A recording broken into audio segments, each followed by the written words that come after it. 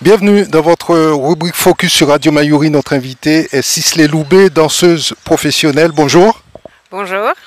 Merci beaucoup d'avoir accepté notre invitation. Alors, vous avez dansé aux côtés de Rihanna, Beyoncé ou encore Mary Blige. Pour ne citer qu'elle, êtes-vous sur la voie de la reconversion? Non, je suis sur la voie de l'évolution. Donc, je continue ma carrière dans d'autres univers, en complétant, en ajoutant d'autres compétences. Et voilà. Alors, vous avez fait une prestation remarquée au dernier Grammy Awards pour un hommage à Tina Turner. Vous voici maintenant en Guyane. Ce déplacement s'inscrit dans quel cadre? Alors, il s'inscrit dans le cadre d'une exposition qui est hybride entre la photographie, la danse et aussi un peu le cinéma. Et en général, donc, j'allie les arts visuels pour créer justement une dimension un petit peu multidisciplinaire et m'introduire maintenant aussi dans la voie de la direction artistique. Vous avez participé récemment au remake musical du film mythique La couleur pourpre, sorti le 24 janvier dernier en France. Pouvez-vous nous parler de cette expérience? Alors, ce serait long. C'est une expérience qui a été très enrichissante pour moi dans la mesure où elle m'a permis aussi d'être entre la théorie et la pratique dans le monde audiovisuel et du cinéma. Car je faisais en même temps une formation en cinéma et en réalisation. Donc c'était vraiment le gros de cette expérience-là que je retiens, mais à côté de ça, bien sûr, ça a été de pouvoir travailler dans une atmosphère très unique avec tous les corps de métier, où j'ai beaucoup appris, où il y avait une synergie entre tous les départements qui était très importante et qui, je pense, se transposera quand on regardera le film. Comment s'était passé le casting? Alors le casting s'est passé en décembre 2021 et donc comme de façon habituelle on reçoit un appel de notre agent qui nous informe que voilà et on se rend donc à l'audition. Il y avait je pense c'était un petit appel donc il n'y avait pas énormément de personnes appelées. Ça devait être vraiment une vingtaine de personnes, donc ça a été déjà, il y avait déjà une certaine sélection aussi. Et on a commencé incessamment sous peu à répéter et à créer ce qu'on appelle un squelette, c'est-à-dire on crée un échantillon, une version un peu, un blueprint on va dire, de la chorégraphie. Et petit à petit, les changements s'opèrent une fois que tous les départements collaborent et communiquent sur comment le film évolue, quel est le budget, etc. Donc voilà un petit peu la démarche et voilà, j'espère que ça répond à votre question. Ce film, était-ce votre première expérience sur le petit écran, votre première apparition tout simplement, sur le grand écran? Oui, sur le grand écran. Ce film, non, ça n'était pas ma première apparition sur le grand écran. L'année d'avant, j'avais tourné un film qui s'appelle Don't Worry Darling, qui était réalisé par Olivia Wilde. Et je faisais partie aussi du corps de danseuse. Et un autre film qui a été au tout début de ma carrière, qui a été tourné à Paris, à Londres et aussi en Inde, qui s'appelait Jumbaraba Jumb, un film indien, un Bollywood, et un autre film qui s'appelait Code Black aussi, en 2013-14, je sais plus. Et voilà. Cela fait quoi de travailler dans un univers aussi multiculturel, aussi international? C'est-à-dire, cela fait quoi? De travailler avec des gens venus d'un peu partout, de différents horizons, culturellement? De travailler avec des personnes de plusieurs horizons culturellement, je pense que c'est une expérience enrichissante dans la mesure où on apprend de sa propre identité quand on est au contact avec les autres. Et donc c'est ce mélange, cet hybride d'ailleurs qui compose qui je suis aujourd'hui et d'ailleurs qui fera partie de cette exposition ce week-end. Je pense que c'est un message, ou en tout cas l'identité et la couleur même du propos que je tiens, qui à mon avis sera perçu, en tout cas j'espère, ce week-end. Voilà. Alors effectivement, on va en parler plus en détail, plus longuement de cette exposition. Donc c'est la preuve que l'on peut faire partie d'un groupe tout en étant soi-même, tout en étant unique. Oui, c'est la preuve que notre identité n'est pas pure et atavique, et en fait qu'on apprend en justement se décomposant pour se recomposer avec un petit peu la friction d'autres cultures, d'autres approches de la vie, d'autres philosophies, d'autres angles de caméra du monde. Voilà. Votre souhait aujourd'hui, Sisley Loubet, c'est de créer un studio d'artistes en tant que directrice artistique, c'est cela? Oui, alors c'est un studio d'artistes, je dirais un laboratoire multidisciplinaire qui agrège plusieurs formes d'expression, de langage artistique et créatif ensemble pour créer des univers uniques et puis aussi différents. Enfin peut-être unique c'est grandir, mais en tout cas différents et qui sont transversaux. Voilà. Est-ce que l'on peut avoir une idée des projets que vous comptez y lancer dans le cadre de ce studio d'artistes? Alors, j'ai pas exactement des projets complètement composés à ce jour. J'en ai en tête qui sont en écriture. Il y a toujours des variations entre la première page blanche et la dernière.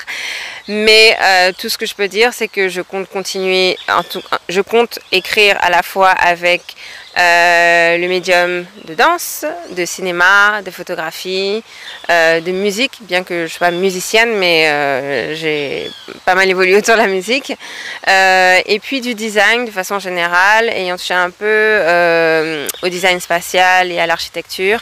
J'aimerais pouvoir incorporer ça aussi dans ma façon de m'exprimer.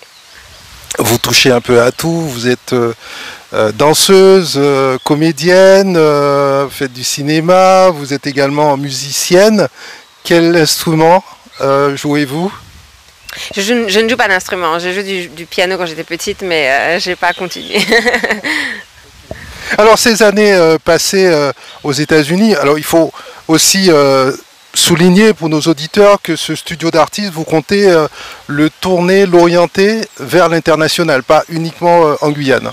Oui, exactement. Donc, de la même façon que j'exprime cette idée de métissage avec les formes et les langages d'expression artistique, je pense que quand on parle d'identité, par rapport en tout cas à mon expérience, c'est une identité aussi qui est hybride, qui a été au contact de plusieurs cultures, et donc elle s'adressera aussi à des audiences, à une audience internationale.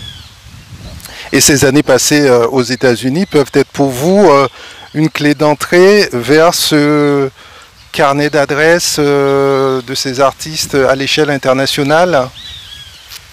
Alors, carnet d'adresses... Ça peut faciliter l'accès en tout cas. Ça fera partie du projet de l'audience à laquelle je vais m'adresser, mais je ne pense pas qu'il y ait une entrée plus facile qu'une autre. En fait, il y a des codes, des habitudes, des mœurs, des us et coutumes qui sont vraiment différentes d'un pays à l'autre, donc il y a toujours un peu d'adaptation de toute façon. Mais je ne pense pas qu'il y ait de portes plus simples que d'autres. Voilà. Venons-en, Sisley Loubet, à votre actualité. Vous organisez les 23 et 24 février, ici même, au Jardin Botanique, une exposition de danse immersive. Alors, quel est le concept?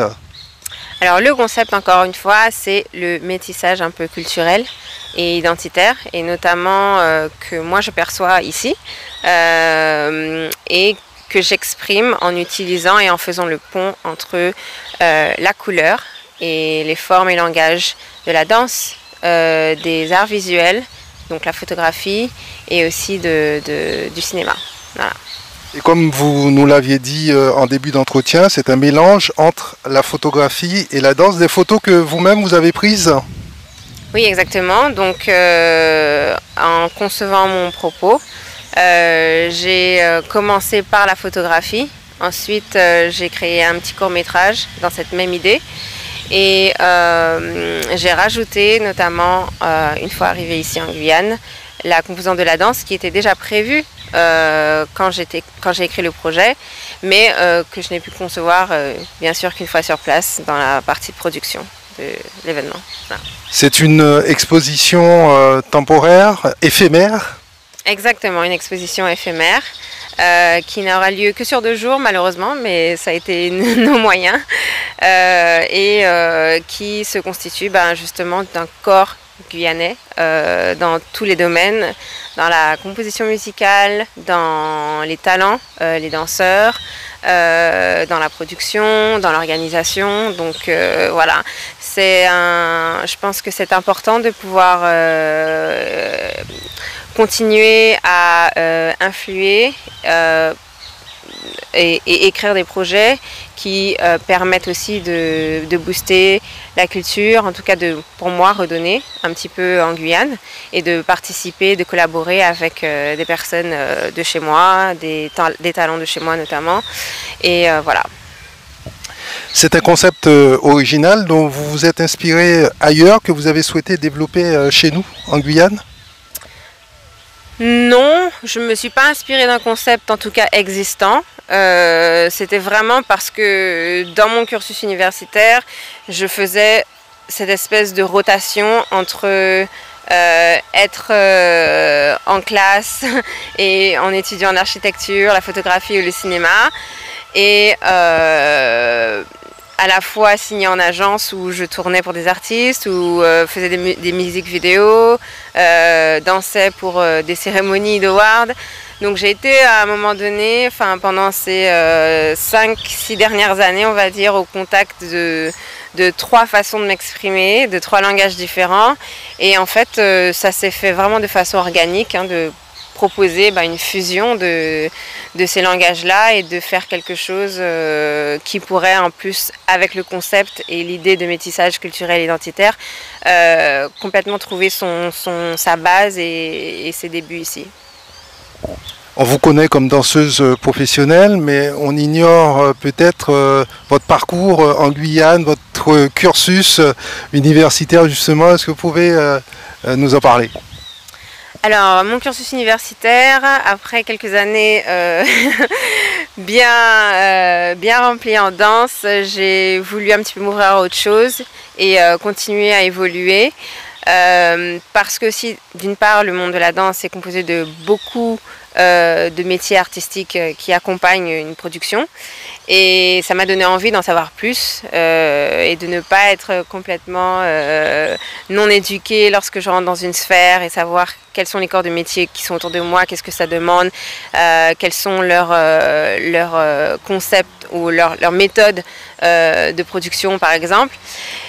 Et donc je suis rentrée dans une école d'architecture en premier, et j'ai travaillé pour des studios qu'on appelle Creative Studio en anglais, donc je connaîtrais pas vraiment, je sais pas vraiment comment on dirait, mais qui sont axés vers le design, et notamment le design de scène, donc de scènes de concert, ce qu'on appelle le contenu pour les visuels.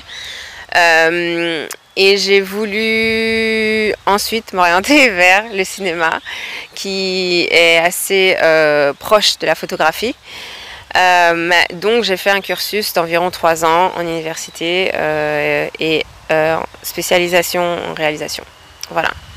Et vos débuts dans la danse, je crois que vous les avez effectués en Guyane, à la DACLAM?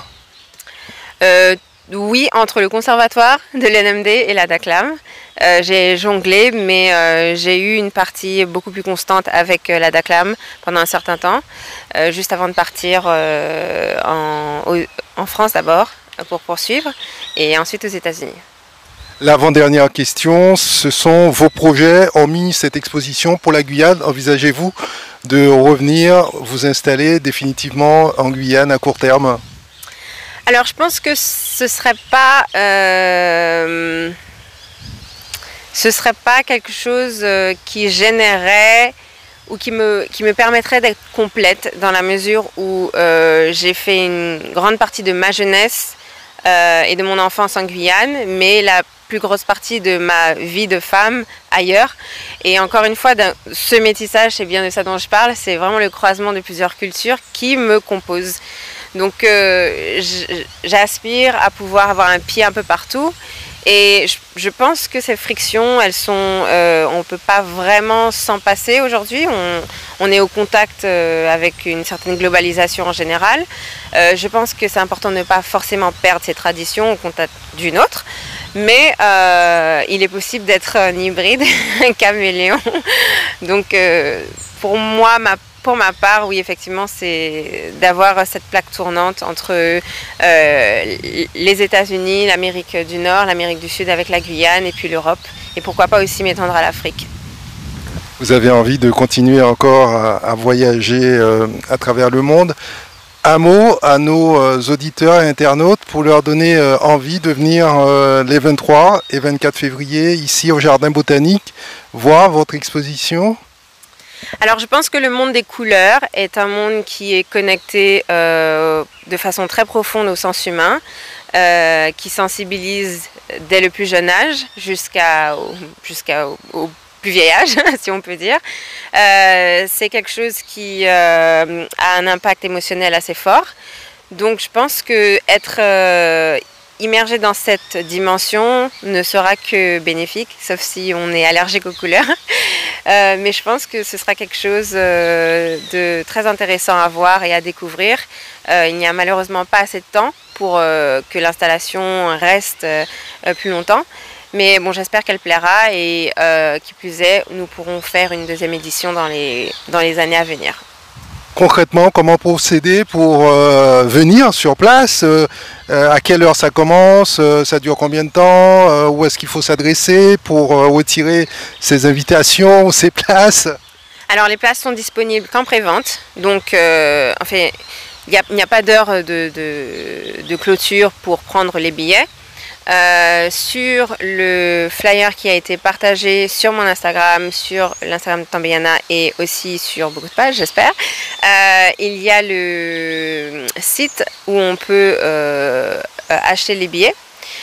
Il y a 2 jours, le 23 et le vendredi 23 et le samedi 24. Les portes ouvrent à 18 h et la clôture de l'événement est à 21 h. Il y a 2 représentations de courte durée qui sont prévues, environ 10 minutes, une à 19h30, une à 20h30 les 2 jours. Ce sont des représentations qui sont en boucle, donc ne pas s'attendre à ce que ce soit 2 spectacles différents. Voilà. Sisley Loubet, merci. Merci à vous. Retrouvez votre nouvelle émission Focus. 30 minutes pour mieux comprendre l'actualité en Guyane et découvrir les acteurs de notre territoire. Focus, c'est du lundi au vendredi, première diffusion à 8h30, puis rediffusée à 13h10 et 19h10. Focus, votre nouveau rendez-vous sur Radio Mayuri.